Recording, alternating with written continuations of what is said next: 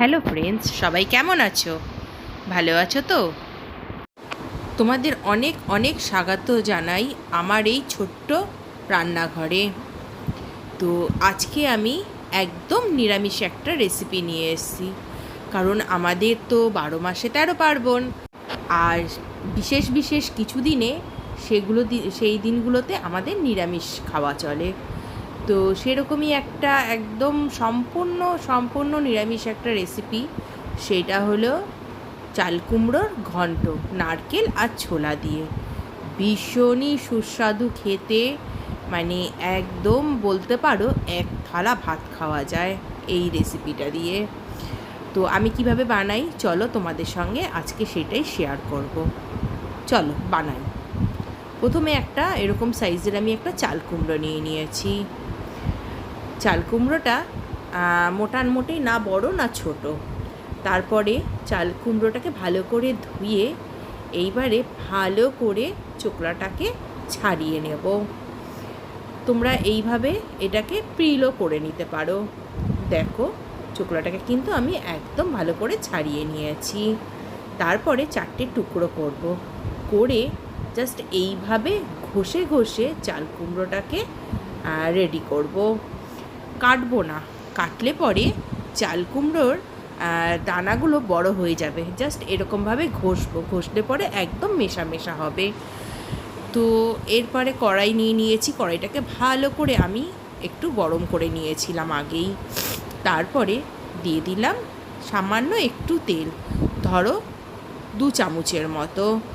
আর তাতে দিয়ে দিলাম একটা লঙ্কাটাকে আমি টুকরো করে দিয়েছি। আর তার মধ্যে দিয়ে দেব একখানা তেজপাতা। তারপরে দিয়ে দিলাম একটু পাঁচফোড়ন, এই ধরো 1/2 চামচির মতন। আর তারপরেই দিয়ে দিয়েছি দেখো 6খানা লঙ্কাগুলোর মাঝখান থেকে আমি চিড়ে দিয়েছি। তোমরা চাইলে লঙ্কা সংখ্যা বাড়াতেও পারো, কমাতেও পারো, ঝালটা তোমাদের ওপরে নির্ভর করবে। এটা মোটামুটি মিডিয়াম একটা ঝাল আমি দিয়েছি। দেখো, তেলটা একদম গরম ছিল, তাই একদম সবকটা প্রায় ফ্রাই হয়ে গেছে। তার জন্য আমি এবারেই দিয়ে দেবো হচ্ছে ছোলাটা আমি আগের দিন রাত্রে ভিজিয়ে রেখেছিলাম। আর সেইটা করলে ছোলাটা একদম নরম হয়, তোমরাও তাই করো। আর না, যদি কখনো হয় যে এরকম যে ভুলে গেছো, তাহলে একটু গরম জল করে সকালবেলা 2 ঘন্টা আগে ছোলাটাকে ভিজিয়ে দিও, তাহলেও হয়ে যাবে। তো চলো, সবকটাকে একটু ভালো করে তেলের মধ্যে জাস্ট একটুখানি নাড়াচাড়া করে নিলাম। দেখো, আমার ছোলাটা ভাজা হয়ে গেছে। তারপরেই দিয়ে দিলাম অর্ধেকটা নারকেল কুড়ো। সবকটাকেই তেলের মধ্যে একটুখানি নাড়াচাড়া করব।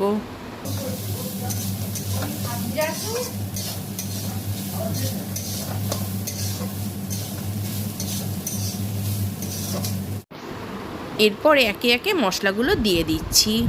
প্রথমেই দিলাম 1 চামচ আদা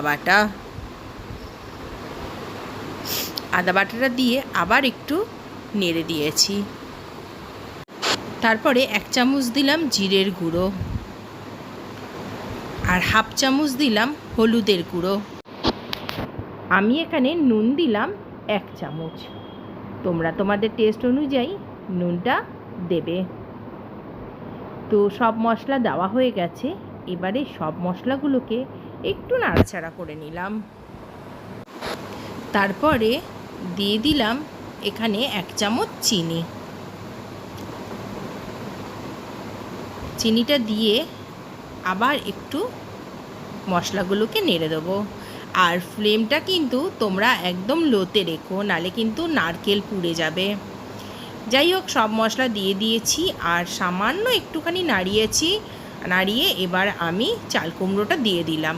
কারণ চাল কুমড়োর জল আর চাল কুমড়োর সঙ্গে কিন্তু মশলাটা আরও বেশ কিছুক্ষণ রান্না হবে। তো তার জন্য আর মশলাটাকে আলাদা করে বেশিক্ষণ কষানোর কোনো দরকার নেই। তো এই যে চাল কুমড়োটা দিয়ে এবারে মশলার সাথে চাল কুমড়োটা খুব ভালো করে মিশিয়ে নিতে হবে।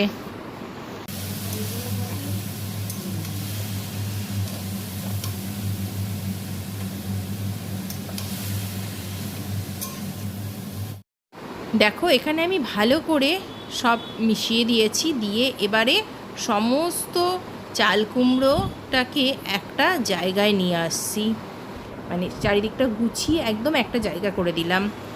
দিয়ে এবার এইটাকে আমি ঢেকে দেব কিছুক্ষণের জন্য।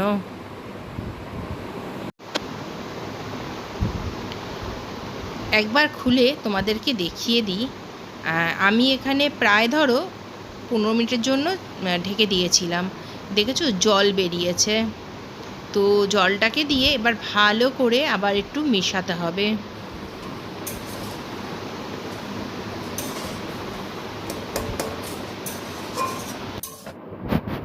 আবার 15-20 মিনিটের জন্য আমি এটাকে ঢেকে দিলাম। দেখো এবারে কিন্তু জলটাও শুকিয়ে এসছে, এই দেখো। এবার আমাদের এটা কিন্তু হয়ে এসছে।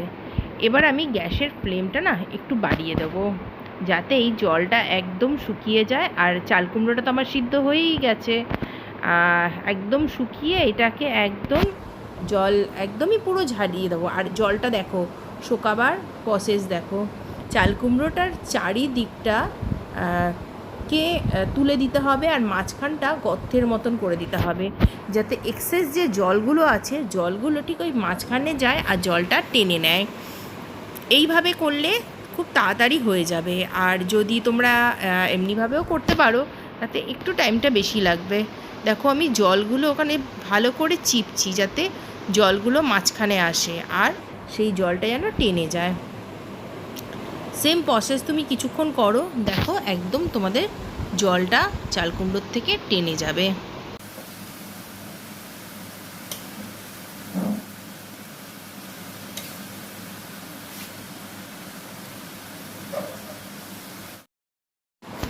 দেখো ওই প্রসেসেই আমি একদম পুরো চাল কুমড়োর থেকে জলটা একদম ঝরিয়ে ফেলেছি।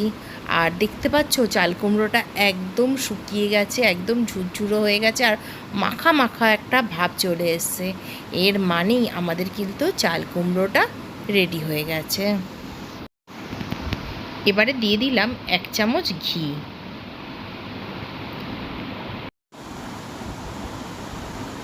তারপরে দিয়ে দিলাম 1/2 চামচ গরম মশলা।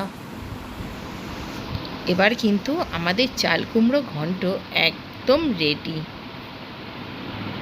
একদম গরম গরম ভাতের সাথে এই চাল কুমড়োর ঘন্ট অদ্ভুত খেতে টেস্ট হবে।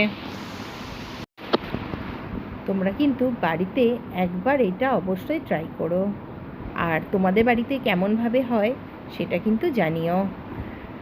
আজকে এই রেসিপিটা এতটুকুনি। তোমাদের কেমন লাগলো জানাবে। আর ভালো লাগলে একটা লাইক করে দিও, সাবস্ক্রাইব করতে ভুলো না, আমার পাশে থাকো। আজকের জন্য এতটুকুনি। আবার একটা নতুন রেসিপি নিয়ে তোমাদের সাথে খুব তাড়াতাড়ি দেখা করব।